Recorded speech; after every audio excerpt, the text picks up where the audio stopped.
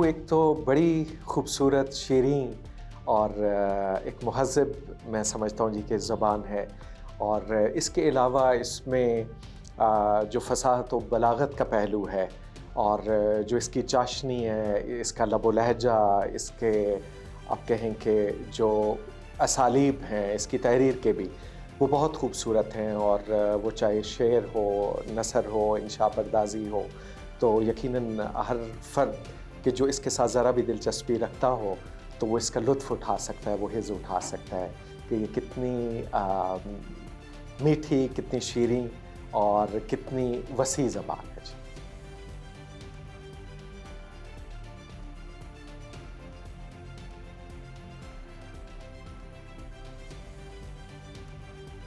جی، سب سے پہلے تو میں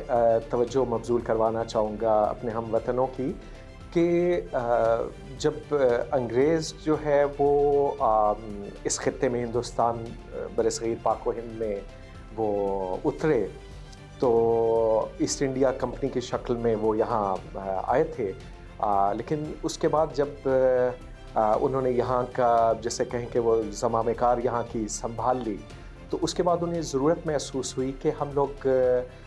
جو مقامی آبادی ہے اس کے ساتھ ایک رابطے کے لیے ایک جو مشترکہ زبان وہاں مستعمل تھی وہ اردو ہی تھی، تو انہیں ضرورت محسوس ہوئی کہ ہم بھی اردو سیکھیں، اور بہت سارے گوروں نے جو انگریز تھے ان لوگوں نے اردو سیکھی، اور وہ جو صاحبان زبان ہیں ان کی طرح کہا جاتا ہے کہ وہ اردو بولا کرتے تھے۔ اس میں سے بہت سارے نام ہیں، اس میں سے ایک نام ولیم گلکرائسٹ کا بھی ہے جی، کہ جس نے کلکتہ میں فورٹ ولیم کالج کی بنیاد رکھی، اور وہ پہلا کالج تھا کہ جس میں اردو بطور مضمون اس پہ تحقیق کا کام ہوتا تھا، اس میں مخطوطات جو ہے وہ اکٹھے کر کے جو کتب دستیاب تھیں ان کو وہاں لایا جاتا تھا، اور ان ساری چیزوں کو محفوظ کرنے کا عمل اس کا آغاز کیا گیا۔ اس کے ساتھ ساتھ نئے موضوعات پہ وہاں لکھا گیا، اور تدوین کا کام ہوا، تحقیق کا کام ہوا، اور بہت سارے نامی گرامی افراد جن میں مولانا ابوالکلام آزاد جیسے افراد بھی موجود ہیں، جو ان کا نام بھی آتا ہے، وہ بھی اس فورٹ ولیم کالج سے وابستہ رہے۔ تو بنیادی طور پہ شاید وہ جو انگریز سرکار ہے ان کا ہدف شاید کچھ اور تھا کہ یہ زبان ان کے اقتدار کو قائم و دائم رکھنے کے لیے شاید معاون ثابت ہوگی، ضرورت تھی، لیکن اس کے جیسے کہیں کہ جو ذیلی اثرات تھے اس میں یہ کہ اردو کی خود بخود خدمت بھی ہوتی چلی گئی، اور پہلا پرنٹنگ پریس بھی جو ہے وہ فورٹ ولیم کالج نے وہاں لگایا، اور اس چھاپا خانے کی وجہ سے بہت ساری کتب جو ہیں وہ پھر وہ وہاں ان کی طباعت ہوئی، اور وہ خلق خدا تک پہنچی۔ پاکستان میں اس وقت اردو زبان و ادب سے دلچسپی بڑھ رہی ہے۔ ایک وقت تھا کہ ہم لوگ اپنے سیل فونز میں رومن لکھا کرتے تھے، وہ عادت ابھی تک کچھ جگہوں پہ برقرار ہے، لیکن اردو سافٹ ویئرز نے ہمارے لیے یہ سہولت پیدا کر دی ہے کہ اب ہم اردو بآسانی لکھ سکتے ہیں، اور یہ سہولت میسر ہونے کے بعد سے اردو کی جانب لوگوں کی رغبت بڑھی ہے، اور لوگ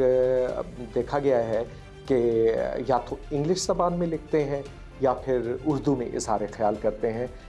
اور اردو املا کے ساتھ، اردو ہجوں میں اردو الفاظ استعمال کرتے ہوئے وہ اپنی تحریر لکھتے ہیں۔ اس سے قبل رومن کی ایک عادت وہ ہر جگہ عام ہو گئی تھی، ہم خود اس سے متاثر رہے، اور اس سے ہٹنا بڑا ایک وہ تھوڑا سا مشکل محسوس ہوتا تھا، لیکن جب لکھنا شروع کیا اور اس کے بعد بالکل آسانی سے خود بخود آپ کہیں کہ وہ جو صلاحیت تھی اردو لکھنے کی وہ دوبارہ عود کر رہی۔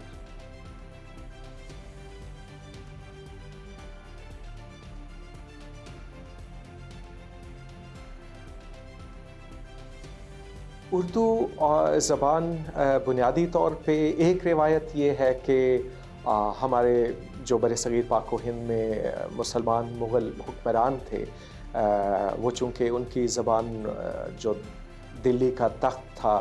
وہاں فارسی رہی، اور پھر مقامی جو آبادی ہے اس کے ساتھ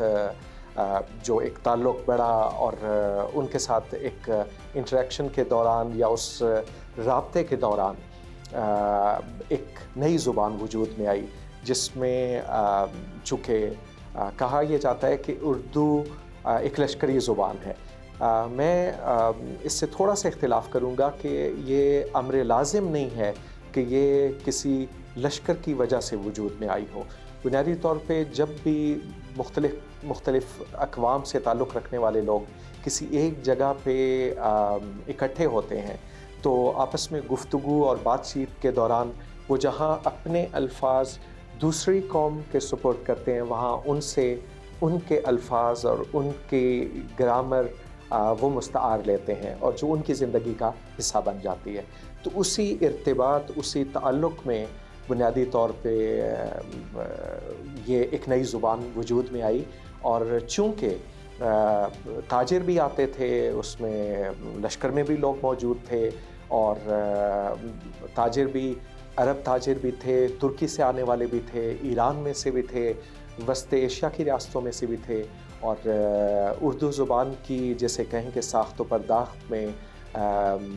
سنسکرت مقامی جو ایک زبان ہے وہ اس کا بھی عمل دخل، اس کے علاوہ پنجابی کا بہت بڑا اس میں حصہ ہے، سندھی کا ہے، اور جتنی دیگر زبانیں اس خطے میں بولی جاتی ہیں، میں سمجھتا ہوں کہ تھوڑا تھوڑا حصہ وہ اس میں اردو کو پروان چڑھانے میں ان سب زبانوں کا ہے جی۔ اور جو ہماری نئی نسل ہے وہ بے شک کہ انگریزی زبان کا ہمارے اوپر بہت زیادہ اثر ہے۔ ہمارے اسکولوں میں ہمارے تعلیمی ادارے ہیں جو درسگاہیں ہیں، چونکہ ہم لوگ ذریعہ تعلیم ایک انگریزی زبان بن گئی، تو ہمارا فطری جھکاؤ اور میلان طبع یقیناً انگریزی کی جانب زیادہ ہے، لیکن میں سمجھتا ہوں کہ کسی بھی فرد نے اپنی زبان سے تعلق کم نہیں کیا۔ وہ جو دبستان دلی تھا یا دبستان لکھنؤ تھا، اس دوران بھی لوگوں کو اعتراف رہا کہ جو اردو زبان کی تشکیل میں اس خطے کا، جس کو لہندے کا علاقہ بولا جاتا تھا، اس پنجاب کا بہت بڑا حصہ رہا ہے۔ اختر شیرانی صاحب نے بھی اپنی مختلف نگارشات میں اس کا ذکر کیا ہے، اور بلکہ وہ تو کہتے ہیں کہ شاید اس خطے کا سب سے بڑا حصہ ہے اردو زبان کی ترویج میں اور اشاعت میں۔ تو جو مقامی ہمارے بچے، جو اسٹوڈنٹس اور نئی نسل ہے، میں سمجھتا ہوں کہ وہ اردو کی جانب راغب ہو رہی ہے، اور ہم بہت خوبصورت اظہار خیال دیکھتے ہیں، شاعری دیکھنے میں آ رہی ہے، اور محافل اور مجالس ایسی اب سامنے آتی ہیں، ایسی محفلیں کہ جس میں لوگ اکٹھے ہوتے ہیں اور اردو میں اظہار خیال کرتے ہیں۔ تو اس حوالے سے ایک وقت درمیان میں گزرا ہے کہ جب اردو پہ توجہ کچھ کم تھی، لیکن انٹرنیٹ نے جہاں کسی کو اس کے مختلف دیگر مسائل اور عوارض سے کوئی شکوہ یا گلہ بھی ہو سکتا ہے، وہاں اس کی بہت ساری خوبیاں بھی ہیں کہ اس نے بہت ساری مثبت اور خوبصورت چیزیں ہمارے دامن میں وہ سمیٹ کے لا ڈالی ہیں۔ اس میں اردو زبان کے حوالے سے بھی جو نئی نسل جو کام کر رہی ہے، میں اس سے بہت جیسے کہیں کہ مطمئن ہوں، اور میں سمجھتا ہوں کہ یقیناً یہ زبان اور نکھرے گی، پھلے گی، پھولے گی، لوگ متوجہ ہو رہے ہیں۔ اور اگر کوئی وہ کبھی مایوس رہا ہو تو اس کے لیے میں اردو کی ہی جیسے کہیں کہ حصہ دار زبان فارسی میں ایک جملہ کہنا چاہوں گا کہ تفاوت است میان شنیدن من و تو بستن در و من فتح باب میں شنم۔ اس کا مطلب یہ ہے جی کہ اس کی اور میری سماعت میں فرق صرف اتنا ہے کہ وہ جسے دروازہ بند ہونے کی آواز سمجھتا ہے، وہ مجھے دروازہ کھلنے کی صدا محسوس ہوتی ہے جی۔